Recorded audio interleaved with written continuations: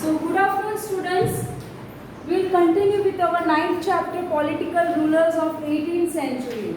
So yesterday what we have learned, how the British power there after Mughal Empire. Got it? Today we will learn in the same era 18th century की हम बात करेंगे about Rajput states. After the fall of the Mughal Empire, Jaipur was the most powerful state in Rajasthan after downfall of Mughal Empire. As we have seen, by Shah Alam II, Mughal Empire completely downfall आ गया. Okay, and Britishers took that particular state in control of him. So after that, Jaipur was the most powerful state in Rajasthan. Raja Savai Jai Singh was efficient statesman, reformers who do frequently changes for the society. Jurist means give proper judgment. वो judgment भी करते थे. अगर किसी ने crime किया है तो proper judgment देना वो करते थे. And science lover. He was science lover also. He founded the city of Jaipur. Underline. Who founded the city of Jaipur? The Raja Savai Singh, Jai Singh. He was a great astronomer, a scientist of universe. Okay, जो planets के जो research करते हैं, astronomer. So he was an astronomer also. He set up modern observatories in Delhi, Jaipur, Ujjain and Mathura. Observatories means what? जैसे science के लिए laboratories होती है, होती कि नहीं होती है? This is a location use for observing terrestrial और सेलेस्टियल इवेंट्स.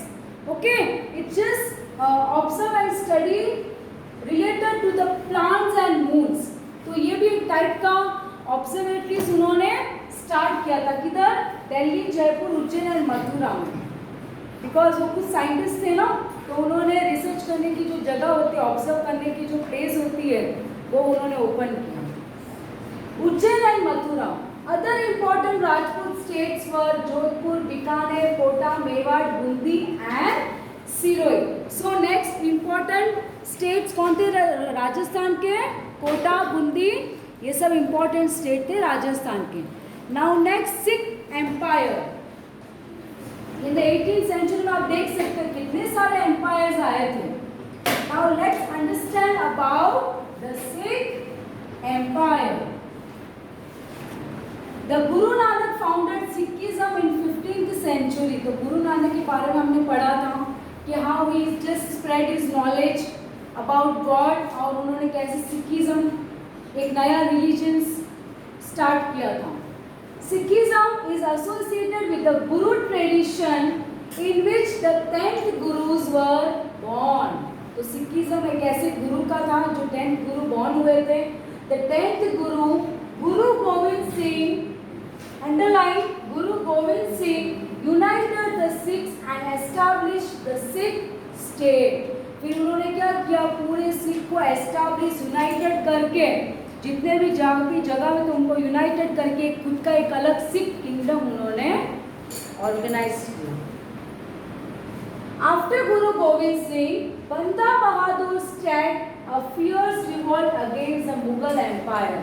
जब तक वो थे तो उन्होंने भी अच्छा काम किया. After his death who came? Guru Gobind Singh. He came and what he did? He start a fierce revolt. उन्होंने एक रिवॉल्ट अगेंस्ट मुगल एम्पायर उन्होंने स्टार्ट किया. पूरी आर्मी लेकर बोला कि भाई अभी हमें मुगल एम्पायर को कंप्लीटली फिनिश करने का है. सो ही आल्सो रिवॉल्टेड अगेंस्ट, क्योंकि मुगल एम्पायर रूल कर रहे थे तो वो नहीं चाहते थे कि मुगल एम्पायर हमारे जो सिख के एरिया के आजू बाजू पंजाब के एरिया में रूल करें. तो उन्होंने उनके अगेंस्ट फाइट किया, वॉर किया. Okay, the Sikh were divided into 12 groups. तो सिख को एक अलग 12 ग्रुप्स में डिवाइड किया गया. Ranjit Singh, a powerful leader of Sukar Chakya clan. One group name is there, that is Sukar Chakya clan. A group के वो powerful राजा थे. Who? Ranjit Singh. Developed the Sikh empire. Then he also came. He also just developed the Sikh empire. Okay, in his kingdom. He conquered Lahore, Amritsar, Kashmir, Peshawar and Multan and established a vast territory of the Sikh Empire. फिर उन्होंने क्या किया, धीरे धीरे जो अपना empire को भी एक्सटेंड किया. Yes, he extended his empire where? Amritsar. आप देख सकते हो कश्मीर, आज तो खाली पंजाब एक छोटा सा स्टेट है, but he also extended his conquer, मतलब जीता उन्होंने. लाहौर में भी अपना एम्पायर को एक्सटेंड किया. अमृतसर, कश्मीर, पेशावर एंड मुल्तान जो पाकिस्तान में आया हुआ है, and established a vast territory of the Sikh Empire.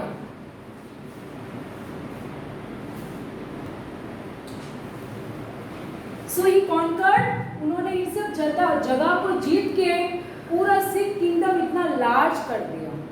Yes, his army consisted of the European generals and soldiers. अब उनकी आर्मी कितनी स्ट्रांग थी. यूरोपियंस मतलब ब्रिटिशर्स की बात करते हैं. ओके, जो ब्रिटिशर्स इंडिया में रूल करने आए उनकी भी स्ट्रांग आर्मी थी. पहले राजाओं की आर्मी बहुत स्ट्रांग होती थी. Because with that army only they can win the battles. No, अगर आपकी आर्मी वीक होगी तो आप हार जाओगे. जिसकी आर्मी स्ट्रांग है वही जीतेगा. तो लाइकवाइज अमृतसर जो सिख किंगडम, रंजीत सिंह थे ना, उनका अच्छा रिलेशन था ब्रिटिशर्स के साथ. तो ब्रिटिशर्स उनको हेल्प भी करते थे. बट जब तक रंजीत सिंह जिंदा थे तब तक ब्रिटिशर्स वो जगह में आकर अटैक नहीं करते थे, क्योंकि वो फ्रेंडशिप रखा था उन्होंने. And here the Europeans, the Britishers army also help to Raja Ranjit Singh.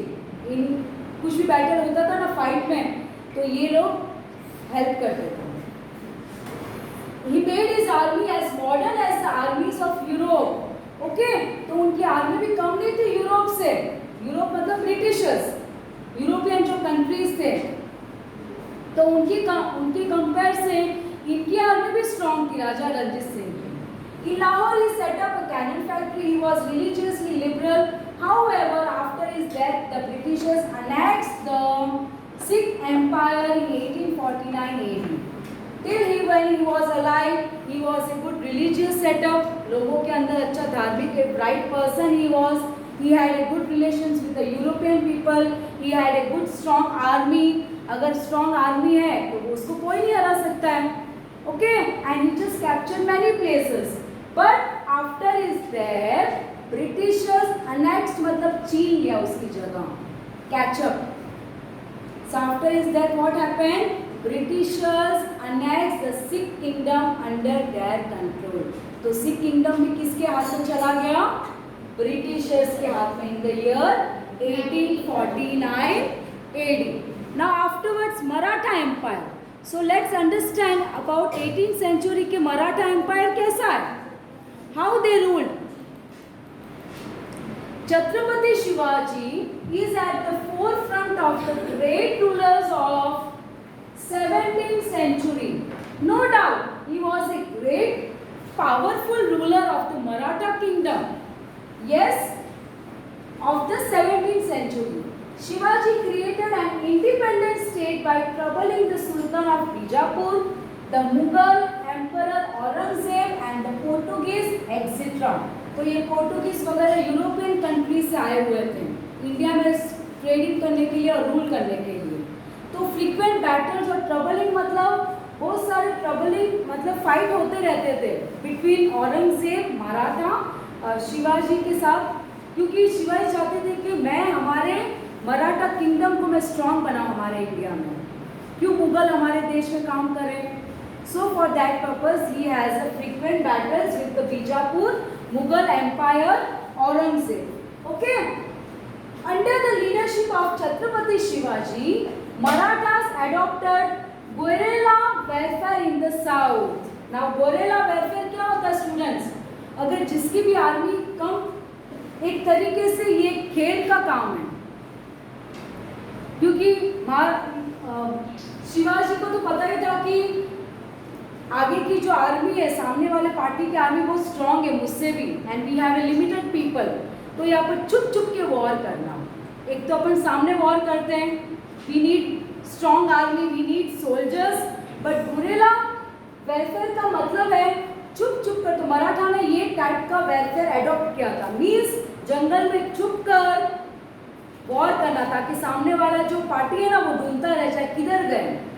सामने सामने तो सब फाइट करते ही है, यहाँ पर चुप चुप के अपने सोल्जर्स को बचाने के लिए। भाई सामने सामने अगर वॉर करेंगे तो सब मर जाएंगे, जिसकी जो स्ट्रॉन्ग नहीं होते हैं। तो यहाँ पर मराठा किंगडम ने गुरेला वेलफेयर का यूज किया था। यहाँ पर जंगल में छुप कर वॉर करते थे।